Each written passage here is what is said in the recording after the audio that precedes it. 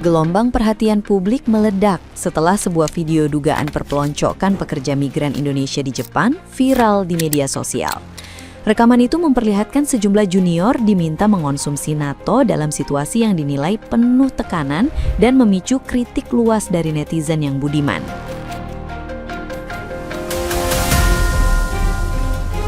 Unggahan tersebut kemudian dihapus oleh pemilik akun setelah menuai kecaman, terutama karena praktik senioritas seperti ini dianggap masih membawa pola lama yang identik dengan tekanan.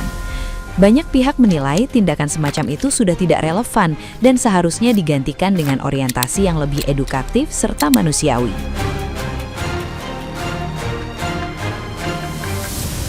Di tengah sorotan publik, pihak senior yang terlibat akhirnya muncul memberikan klarifikasi dan permintaan maaf. Ia menjelaskan bahwa kegiatan tersebut dimaksudkan sebagai bentuk adaptasi awal terhadap kondisi kerja di kapal Jepang, di mana pekerja harus terbiasa dengan makanan sederhana seperti natto, sashimi, dan telur mentah.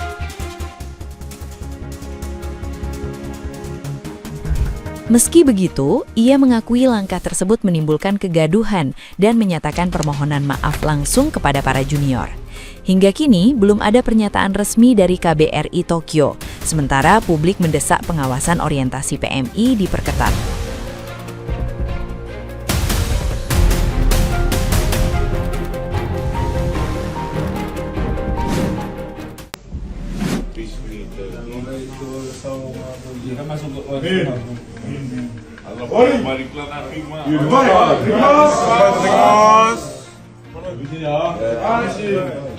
Beli pakai uang dulu nih.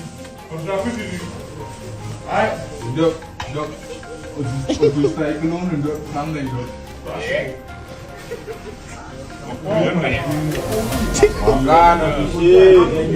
Makan habisin.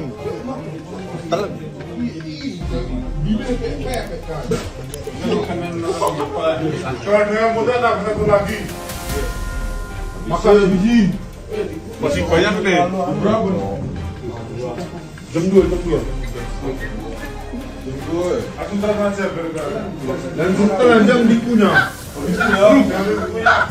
Kayak mana makan bubur? Kamu turun. Diem yang lainnya. Besok ada terawih ya. Mulai besok. Terawih ya ini. Dit. Masa udah puasa berapa hari ini? Minum. Udah. Kalau pengen tikus, ini nggak mati loh makan ini. Ini di kapal bakal sering dimakan ini. soalnya ini makanan kesukaan orang Jepang ini. Sehat. Makan itu. Ayo, habisin. Bakal mati. Iya deh. Yang nggak habis kena. Mukanya pada lebay-lebay gini, gimana sih makan? Tuh gini nih. Ini gratis loh, masa aja. Hargai. No. Pemijit. Minum nanti, habis dulu.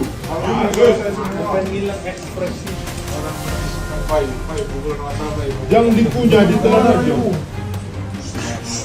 Kapal bakal sering dimakan loh. Ingat deh kesan pertama. Makanan mereka kalian kasih suka ya. Sebenarnya kalian kasih suka. Ini ya. Gimana rasanya? Nah, gimana nih menurut netizen yang terhormat? Silahkan berkomentar ya. Kedatangan adik-adik 16 orang ya, gambaten nenek. Cuma mau titip pesan aja sama senpai-senpai Tachi. Kalau sekarang itu masih suhunya di bawah 10 derajat. Kalaupun ada di atas 10 derajat, ya takaran untuk orang Indonesia yang baru datang ke Jepang itu saat ini masih dingin. Jadi kalau bisa pakai jaket, jangan buka baju. Yang kedua, nggak semua orang itu suka dengan rasa makanan natto. Bayangkan aja, banyak orang asing yang ada di Jepang ini yang udah tinggal bertahun-tahun aja belum tentu bisa nerima dan suka dengan makanan natto. Itu aja sih, Pai. Mudah-mudahan senpai-senpai Tachi mengerti ya. Gue ngerti lagi sini ya, budaya perpeloncoan begini sampai dibawa-bawa ke luar negeri, keluar daerah.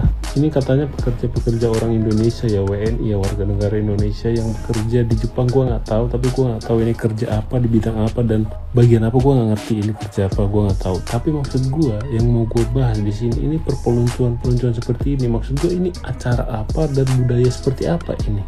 Karena lu bisa lihat ya, mereka disuruh buka baju. Ini semacam apa ya, perpeloncoan, ospek atau apa, gue nggak ngerti, gue nggak tahu. Katanya mereka ini junior dan diperlakukan seperti ini itu oleh seniornya. Dari dulu gue paling gak suka istilah kata junior dan senior dalam pekerjaan. Ya terus terang, gue sendiri gue paling gak suka menerapkan kata-kata seperti itu ya. Ada istilah senior junior karena ya senior bisa dengan predikat seniornya bisa melakukan hal yang enggak kepada junior dengan predikat seniornya. Maksud gue, gue nggak mau bahas sana, tapi gue mau bahas video ini. Maksud gue, kenapa harus diperlakukan atau kenapa harus dibawa-bawa budaya ini ke luar negeri, bahkan sampai Jepang? Coba yang tahu ini mereka lagi berada di mana dan acara kegiatan apa, coba komen. Ini kerja di bagian apa sih? Gue nggak paham lagi nih. Soalnya masalahnya nih, kalian lihat video yang di sebelahnya ini sampai ada yang pegang kayu kan, kalau gua nggak salah lihat ini kayu kan. Artinya mereka benar-benar di bawah tekanan kan ini. Mereka ini dipaksa untuk makan natto ya. Coba kalian cek, kalian googling, searching itu natto makanan seperti apa. Belum tentu semua orang suka makan natto kan. Dan mereka dipaksa makan natto dengan buka baju, dengan ada yang pegang kayu, artinya di bawah tekanan. Ini diperlakukan di bawah tekanan. Coba kalian ada yang tahu ini pekerjaan apa dan di mana, coba komen.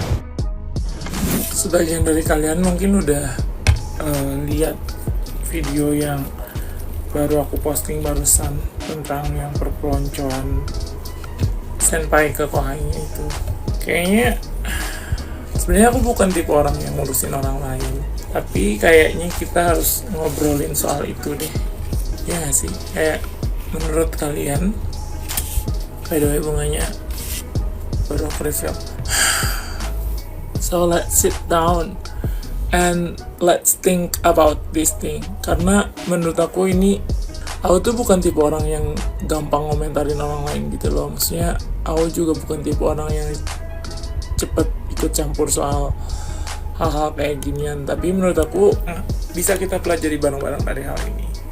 Pertama, kita harus pelajari pola. Ini tuh berasal dari, kalau menurut aku pribadi ya, ini tuh berawal dari orang-orang yang masuk LPK, terus di LPK-nya tuh ditindas, akhirnya dia berangkat dan jadi senpai. Begitu dia udah jadi senpai, dia meluapkan kekesalannya itu ke orang-orang yang datang setelah dia, which is ke kohai-kohainya. Biasanya ini tuh sebenarnya udah mulai di lingkungan LPK. Aku pribadi waktu itu ngalamin sendiri masuk LPK dan ngalamin gimana kehidupan di sana. Jadi ini juga mungkin waktunya bahan evaluasi buat siapapun yang berkaitan, berhubungan dengan posisi ini di LPK ataupun di manapun itu, di Indonesia, di Jepang. Baiknya kita refleksi bareng-bareng. Kalau misalkan kejadian kayak gini tuh muncul, pasti ada sebabnya. Dan menurut aku kecenderungan perbuatan perpeloncoan atau misalkan bully kayak kohainya disuruh nggak pakai baju terus dibotakin, itu tuh alasannya buat apa? Banyak tuh peraturan-peraturan di LPK yang menurutku kadang nggak masuk akal dan logika, nggak ada urusannya sama pekerjaan tapi dilakuin gitu. Jadi mungkin ini bahan kita berevaluasi ya. Kita di sini tuh cari kerja, cari uang, bukan mau masuk tentara, bukan mau dididik militer. Jadi stop di APK didikan militer tuh menurut aku kayak nggak guna banget, dan lebih baik edukasi hal-hal yang lebih penting. Misal, gimana caranya pergi ke Jepang dengan aman dan selamat, gimana caranya naik pesawat. Itu tuh lebih penting dibanding orang-orang yang di dalam LPK tuh ditakut-takutin kayak pas kita pelatihan tuh, nanti di sana gini. Nanti nggak usah spoiler, semua orang bakalan ngalamin kejadian dan proses kehidupannya masing-masing. Di Jepang ternyata nggak semengerikan itu. Nggak semua orang Jepang tuh bakalan memperlakukan kalian seolah-olah kalian tuh lagi dididik militer.